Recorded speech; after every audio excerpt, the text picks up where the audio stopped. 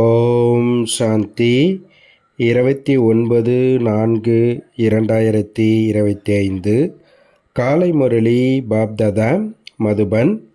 இன்றைய சாக்கார முரளிய முக்கியமான கருத்துக்களை நம்ம பார்க்கலாம். பாபா சொல்கிறாங்க, இனிமையான குழந்தைகளே, இது உங்களது விலை மதிக்க முடியாத பிறப்பாகும். இந்த பிறவியிலேயே நீங்கள் மனிதனிலிருந்து தேவதையாவதற்காக தூய்மையாவதற்கான முயற்சி செய்ய வேண்டும். பாபா கேள்வி கேட்குறாங்க, ஈஸ்வரிய குழந்தை என்று கூறிக்கொள்ளும் குழந்தைகளின் முக்கிய தாரணை என்னவாக இருக்கும்? பதில் சொல்கிறாங்க பாபா, அவர்கள் தங்களுக்குள் மிக மிக இனிமையாக பால் பாயசம் போன்று இருப்பார்கள். ஒருபோதும் உப்பு நீராக இருக்க மாட்டார்கள். தேக அபிமானத்தில் உள்ள மனிதர்கள் தவறாக தலைகீழாக பேசுவார்கள், சண்டையிட்டு கொள்வார்கள். குழந்தைகளாகிய உங்களிடத்தில் அந்த பழக்கம் இருக்க முடியாது. இங்கே நீங்கள் தெய்வீக குணங்களை தாரணை செய்ய வேண்டும், கர்மாதீத நிலை அடைய வேண்டும் என்றார் பாபா. ஓம் சாந்தி. தந்தை குழந்தைகளுக்கு முதலில் கூறுவது, ஆத்ம அபிமானியாக ஆகுங்கள். தன்னை ஆத்மா என்று புரிந்து கொள்ளுங்கள். கீதை போன்றவைகளில் என்ன வேண்டுமென்றாலும் கூறப்பட்டிருக்கலாம். ஆனால் அவைகள் அனைத்தும் பக்தி மார்க்கத்தின் சாஸ்திரங்களாகும். நான் ஞானக்கடல் என்று தந்தை கூறுகின்றார். குழந்தைகளாகிய உங்களுக்கு ஞானம் கூறுகின்றேன். எந்த ஞானம் கூறுகின்றார்? சிருஷ்டியின், அதாவது நாடகத்தின் முதல் இடை கடையின் ஞானத்தை கூறுகின்றார். இது படிப்பாகும். சரித்திரம் பூகோளம் அல்லவா? பக்தி மார்க்கத்தில் யாரும் சரித்திர பூகோளம் படிப்பது கிடையாது. பெயர் கூட அந்த மாதிரி பயன்படுத்த மாட்டாங்க. சாது சந்நியாசிகள் அமர்ந்து சாஸ்திரங்கள் படிக்கின்றனர். இந்த தந்தை எந்த சாஸ்திரங்களையும் படித்து கூறுவது கிடையாது. உங்களை இந்த படிப்பின் மூலம் மனிதனிலிருந்து தேவதைகளாக ஆக்குகின்றார். மனிதனிலிருந்து தேவதையாகுவதற்காகத்தான் நீங்கள் வந்திருக்கின்றீர்கள். அவர்களும் மனிதர்கள்தான், இவர்களும் மனிதர்கள்தான். ஆனால் பதித்த பாவனே வாருங்கள் என்று இவர்கள் தந்தையை அழைக்கின்றனர். தேவதைகள் தூய்மையானவர்கள் என்பதை அறிவீர்கள். மற்ற அனைவரும் அசுத்த மனிதர்கள் ஆவர். அவர்கள் தேவதைகளை நமஸ்கரிக்கின்றனர். அவர்களை பாவனமானவர்கள் என்றும் தன்னை தூய்மை இல்லாதவர்களாகவும் புரிந்து கொள்கின்றனர். ஆனால் தேவதைகள் எவ்வாறு தூய்மையானவர்களாக ஆனார்கள், அவர்களை அவ்வாறு ஆக்கியது யார் என்பதை எந்த மனிதர்களும் அறிந்து கொள்ளவில்லை. ஆக தந்தை புரிய வைக்கின்றார், தன்னை ஆத்மா என்று புரிந்து கொண்டு தந்தையை நினைவு செய்வதில்தான் முயற்சி இருக்கிறது. தேக அபிமானம் இருக்கக்கூடாது. ஆத்மா அழிவற்றது. சன்ஸ்காரமும் ஆத்மாவில்தான் இருக்கின்றது. ஆத்மாதான் நல்ல அல்லது தீய பழக்கங்களை எடுத்து செல்கின்றது. ஆகையால் இப்பொழுது தந்தை கூறுகின்றார், ஆத்மா அபிமானிகளாக ஆகுங்கள். தனது ஆத்மாவையும் யாரும் அறியவில்லை. எப்பொழுது ராவண ராஜ்யம் ஆரம்பமானதும் அப்பொழுது இருண்ட மார்க்கம் ஆரம்பமாகிவிடுகிறது. தேக அபிமானிகளாக ஆகிவிடுகின்றனர் என்று தந்தை புரிய வைக்கின்றார். பாபா சொல்கிறாரு, தூய்மையற்ற நிலையில் இருந்த பிரம்மா தான் பல பிரிவினுடைய கடைசியில் தூய்மையாகி தேவதையாக ஆகின்றார் என்பதை தந்தை புரிய வைக்கின்றார்.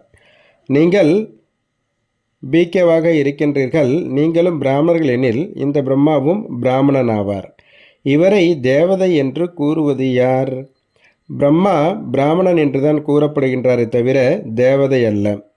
பிரம்மா தூய்மையாக ஆகின்ற பொழுது இவரை தேவதை என்று கூறுவது கிடையாது.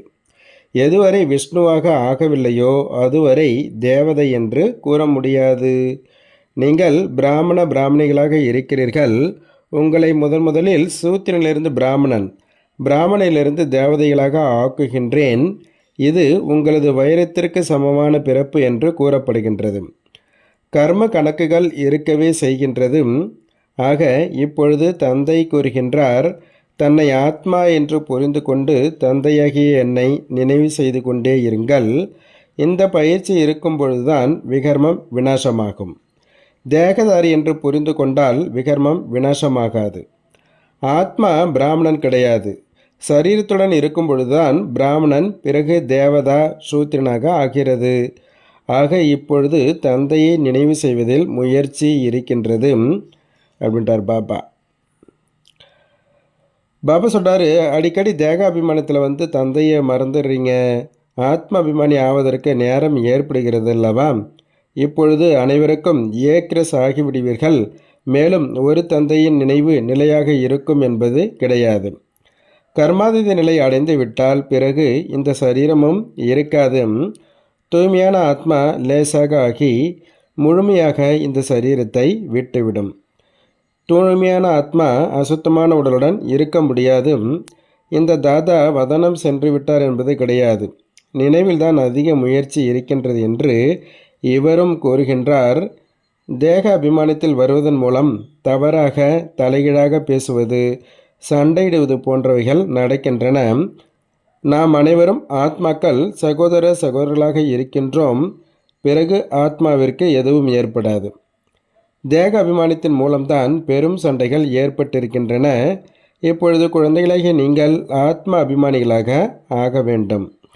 எவ்வாறு தேவதைகள் பார்க்கடல் போன்று இருக்கின்றார்களோ அதே போன்று நீங்களும் தங்களுக்குள் பால் பாயசம் போல மிகவும் இனிமையாக இருக்க வேண்டும். நீங்கள் ஒரு பொழுதும் உப்பு நீர் போன்று இருக்கக்கூடாது. தேக அபிமானி மனிதர்கள்தான் தவறாக தலைகீழாக பேசுவர், சண்டையிட்டு கொள்வார் அப்படின்றார் பாபா. குழந்தைகளாகிய உங்களிடம் இந்த பழக்கங்கள் இருக்கக்கூடாது. இங்கே நீங்கள் தேவதையாவதற்காக தெய்வீக குணங்களை தாரணை செய்ய வேண்டும். கர்மாதீத நிலை அடைய வேண்டும். இது சரீரம். இந்த உலகம் பழையது, தமோ பிரதானமானது என்பதை அறிவீர்கள். பழைய பொருள் மீது, பழைய சம்பந்தங்களின் மீது கோபப்பட வேண்டியிருக்கின்றது. தேக அபிமானத்தின் விஷயங்களை விட்டுவிட்டு தன்னை ஆத்மா என்று புரிந்து கொண்டு தந்தையை நினைவு செய்ய வேண்டும். அப்பொழுதுதான் பாவங்கள் அழியும் அப்படின்றார் பாபா. பாபா சொல்கிறார், நிறைய குழந்தைகள் வந்து ஞானம் புரிவிப்பதில் மிக தீவிரமாக செல்கின்றனர். ஆனால் நினைவுக்கான பயிற்சி மிகவும் உயர்ந்தது அப்படின்றார் பாபா. தந்தை இந்த சரீரத்தில் வந்து கூறுகின்றார், ஒவ்வொரு 5000 ஆண்டிற்கு பிறகு வருகின்றேன். எனக்கு நாடகத்தில் பாகம் இருக்கின்றது. மேலும் நான் ஒரே ஒரு முறைதான் வருகின்றேன். இது அதே சங்கம யுகமாகும். யுத்தமும் எதிரில் இருக்கின்றது. இந்த நாடகம் 5000 ஆண்டிற்கானது ஆகும். கலியுகத்தின் ஆயுள் இன்னும் 40,000 ஆண்டுகள் இருந்தால் என்ன நடக்கும் என்றே தெரியாது. 5000 வருஷத்துக்குள்ளே என்ன ஆயிடுச்சு பாருங்கள். இன்னும் 40,000 வருஷம் தான் என்ன வருது. பகவானே வந்தாலும் கூட நாம் சாஸ்திரங்களின் வழிமுறைகளை விடமாட்டோம் என்று அவர்கள் கூறுகின்றார்கள். 40,000 ஆண்டுகளுக்கு பின் எந்த பகவான் வருவார் என்பதும் அவர்களுக்கு தெரியாது. கிருஷ்ண பகவான் வருவார் என்று சிலர் நினைக்கின்றனர். சிறிது காலத்தில் உங்களது பெயர் வெளிப்படும். ஆனால் மனநிலை அப்படிப்பட்டதாக இருக்க வேண்டும். தங்களுக்குள் மிகுந்த அன்பு இருக்க வேண்டும். நீங்கள் ஈஸ்வரிய குழந்தைகள் அல்லவா? இறைவனின் உதவியாளர்கள் நீங்கள் என்று பாடப்பட்டிருக்கின்றது. தூய்மை இழந்துவிட்ட பாரதத்தை தூய்மையாக்குவதில் நாங்கள் பாபாவின் உதவியாளர்கள் என்று கூறுகிறீர்கள். பாபா, நாம் கல்ப கல்பத்திற்கும் ஆத்ம அபிமானியாகி தங்களது ஸ்ரீமத் படி நடந்து யோக பலத்தின் மூலம் எங்களது விகர்மங்களை விநாசம் செய்கின்றோம். யோக பலம் என்றால் அமைதி பலமாகும். அமைதி பலம் மற்றும் அறிவியல் பலத்திற்கும் இடையே இரவு பகலுக்கான வித்தியாசம் இருக்கின்றது. நாட்கள் செல்ல செல்ல உங்களுக்கு அதிக சாட்சாத்காரங்கள் ஏற்பட்டு கொண்டே இருக்கும். ஆரம்பத்தில் எத்தனை குழந்தைகள் சாட்சாத்காரம் செய்தனர், நடிப்பு நடித்தனர். இன்று அவர்கள் இல்லை. மாயை சாப்பிட்டு விட்டது. யோகாவில் இல்லாததால் மாயை சாப்பிட்டு விடுகிறது என்றார் பாபா. பகவான் நமக்கு கற்பிக்கின்றார் என்று குழந்தைகள் அறிந்திருக்கின்றீர்கள் எனில் பிறகு நியமப்படி படிக்க வேண்டும். இல்லையெனில் மிக மிக குறைந்த பதவி அடைவீர்கள், அதிக தண்டனை அடைவீர்கள். ஜென்ம ஜென்மங்களுக்கான பாவிகள் என்றும் பாடுகின்றனர் அல்லவா? சத்தியுகத்தில் ராவண ராஜ்யமே இல்லையெனில் விகாரத்தின் பெயரும் எப்படி இருக்க முடியும்? அது சம்பூர்ண நிர்விகாரி ராஜ்யமாகும். அது ராமராஜ்யம், இது ராவண ராஜ்யமாகும். இந்த நேரத்தில் அனைவரும் தமோ பிரதானமாக இருக்கின்றனர். ஒவ்வொரு குழந்தையும் தனது மனநிலையை சோதித்து கொள்ள வேண்டும். நான் தந்தையின் நினைவில் எவ்வளவு நேரம் இருக்கின்றேன், தெய்வீக குணங்களை எந்த அளவிற்கு தாரணை செய்திருக்கின்றேன் என்று தனக்குள் சோதிக்க வேண்டிய முக்கியமான விஷயம் என்னென்னா, எனக்குள் எந்த அவகுணங்களும் கிடையாது தானே? எனது உணவு முறைகள் எப்படி இருக்கின்றது? முழு நாளும் எந்த வீண் விஷயம் அல்லது பொய் பேசவில்லை தானே? எல்லாம் செக் பண்ணணுன்றார் பாபா. நல்ல காரியம் செய்யும்போது அதற்கான பலனும் கிடைக்கின்றது. யாராவது மருத்துவமனை திறந்தால் அடுத்த பிறவியில் நல்ல ஆரோக்கியம் கிடைக்கும். கல்லூரி திறந்தால் நன்றாக படிப்பார்கள். ஆனால் பாவத்திற்கான பிராயச்சித்தம் என்ன? அதற்காக கங்கையில் குளிக்க செல்கின்றனர். மற்றபடி செல்வத்தை தானம் செய்பவர்களுக்கு அடுத்த பிறவியில் கிடைத்து விடுகின்றது. அதில் பாவங்கள் அழிந்து போவதற்கான விஷயம் கிடையாது. தானம் தர்மம் இதெல்லாம் பண்ணுறோம்னா நமக்கு அடுத்த பிறவியில் ரிட்டர்ன் கிடைக்குது. ஆனால் விகர்மங்கள் விநாசமாவதற்கு அதன் மூலம் விநாசம் ஆகாது. அது பணம் கொடுக்கல் வாங்கல் விஷயமாகும். ஈஸ்வரனின் பொருட்டு கொடுக்கின்றனர். ஈஸ்வரன் அல்ப காலத்திற்காக கொடுத்து விடுகின்றார். இங்கே நீங்கள் தூய்மையாக வேண்டுமெனில் தந்தையின் நினைவு தவிர வேறு எந்த உபாயமும் கிடையாது. தூய்மையானவர்கள் பிறகு தூய்மை இல்லாத உலகில் இருக்க மாட்டார்கள். இப்பொழுது ஈஸ்வரன் கூறுகின்றார், நான் தூய்மையாக்குவதற்காக நேரடியாக வந்திருக்கின்றேன். நான் வள்ளலாக இருக்கின்றேன். எனக்கு நீங்கள் கொடுக்கின்றீர்கள் எனில் நான் திருப்பி கொடுத்து விடுகின்றேன். நான் என்னிடத்தில் எதையும் வைத்து கொள்ள மாட்டேன் அப்படின்றார் பாபா. குழந்தைகளாகிய உங்களுக்காகத்தான் நான் கட்டிடம் போன்றவர்கள்லாம் கட்டப்பட்டு இருக்கின்றது. சன்னியாசிகள் தங்களுக்காகவே மாளிகையெல்லாம் கட்டிக்கிறாங்க.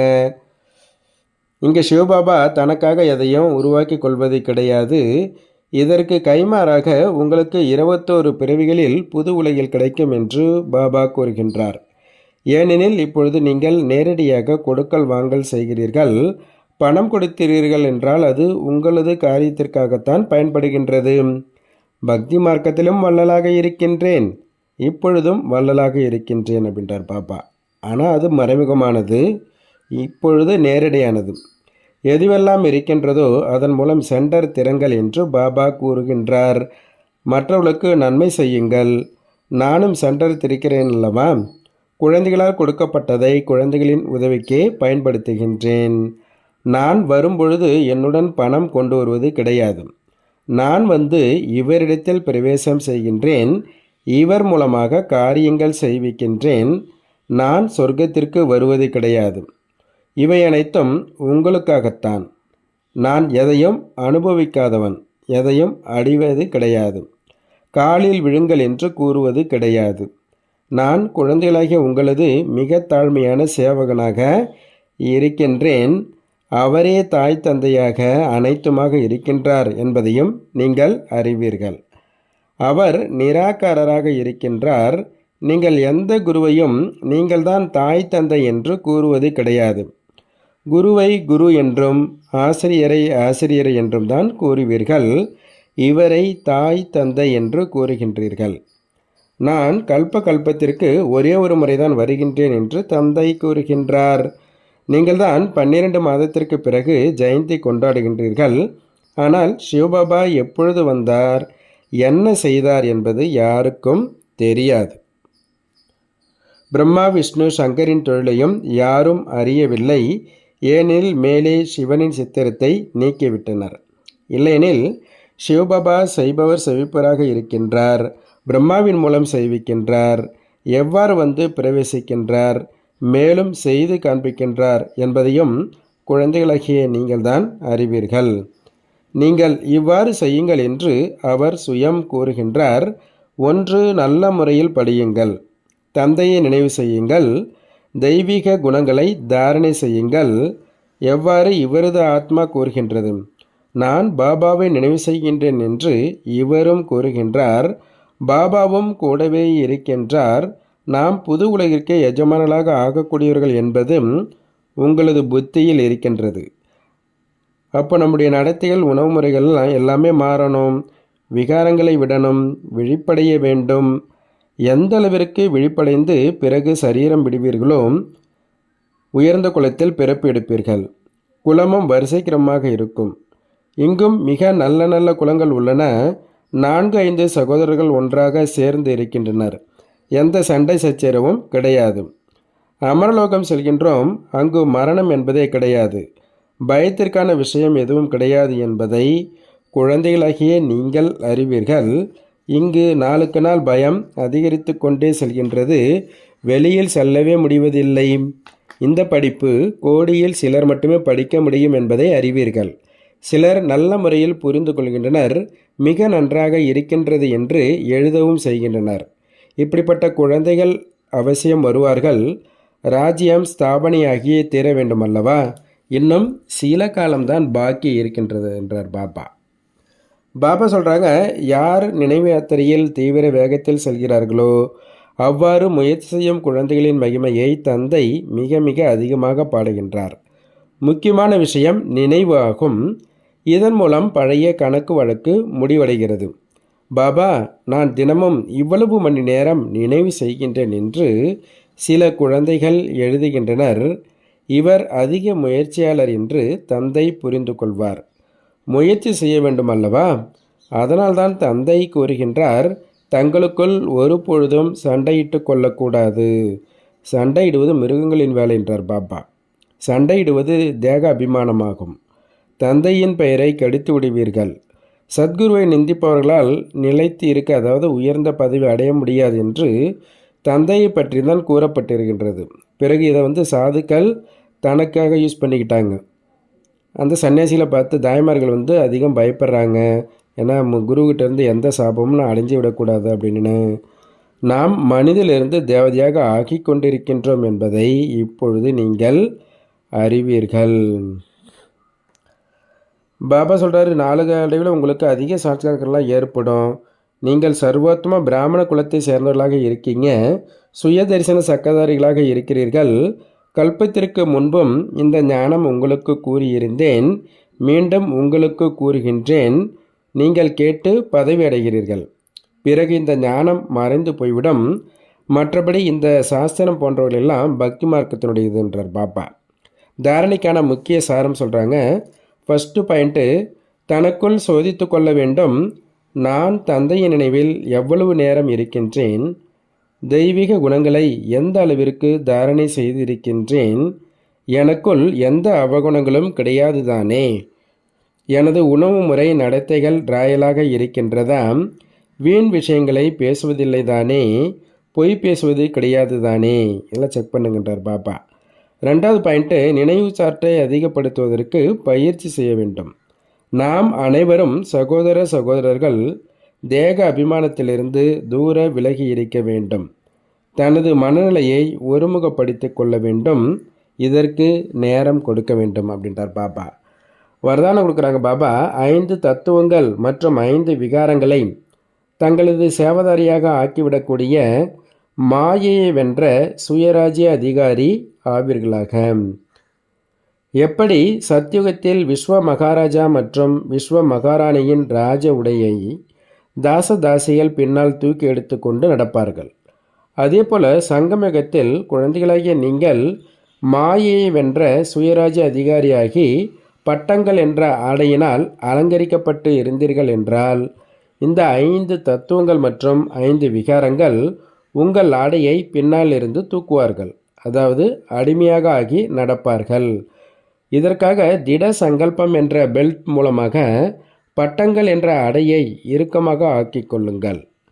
பல்வேறு ஆடைகள் மற்றும் அலங்காரத்தின் பொருட்கள் மூலம் அலங்கரிக்கப்பட்டு தந்தையின் கூடவே இருந்தீர்கள் என்றால் இந்த விகாரங்கள் மற்றும் தத்துவங்கள் பரிவர்த்தனையாகி சகயோகி சேவாதாரி ஆகிவிடுவார்கள். ஸ்லோகன் சொல்கிறாரு, எந்த குணங்கள் மற்றும் சக்திகளின் வர்ணனை செய்கிறீர்களோ அவற்றின் அனுபவங்களில் மூழ்கி விடுங்கள். அனுபவம்தான் எல்லாவற்றையும் விட மிகப்பெரிய அத்தாரிட்டி ஆகும் அப்படின்றார் பாபா. நல்லது. ஓம் சாந்தி, ஓம் சாந்தி, ஓம் சாந்தி. நன்றி பாபா.